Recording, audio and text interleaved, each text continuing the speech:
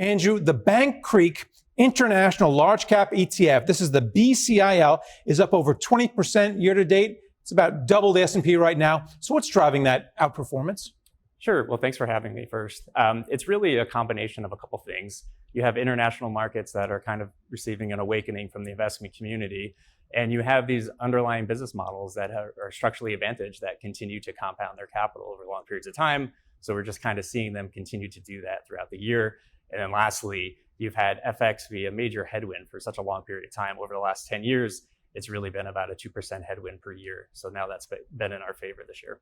Can you explain your strategy? It's a concentrated strategy because you have a lot of closet indexes out there, but yours is anything but that. I think you have about 30 stocks in your fund. Yes, that's right. So when you think about passive ETFs in the international developed space, you might have some ETFs with 3,000 to 4,000 names. So our goal is to find the 30 most interesting names at any given point in time. And we feel like that gives us an edge over passive investing. And international stocks have done very well this year. Surprised a lot of people because a lot of people were just riding that magnificent seven and they continue to do so. So what's your outlook for international stocks going forward? Why have they done so well to this date? And what's going to happen in the second half of 2025? Yeah, so at Bancreek, we're really excited about what the next 5 to 10 years could look like for the international markets. Again, you're looking at businesses that have kind of created these structural advantages within their business models over long periods of time. And we think these will persist into the future. And especially when you see countries like Germany reinvesting in their own growth, we think that's going to be a tailwind for international markets going forward.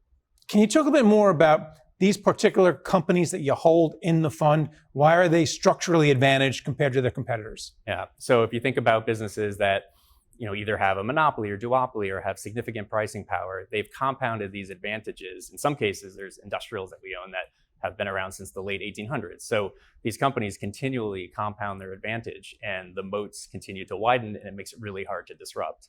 And how often do you adjust what's inside the portfolio? Is it quarterly?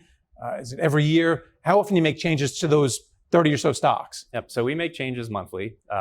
So there might be a couple that come in or leave each month, but we're really using a data science approach to fundamental investing to make these decisions.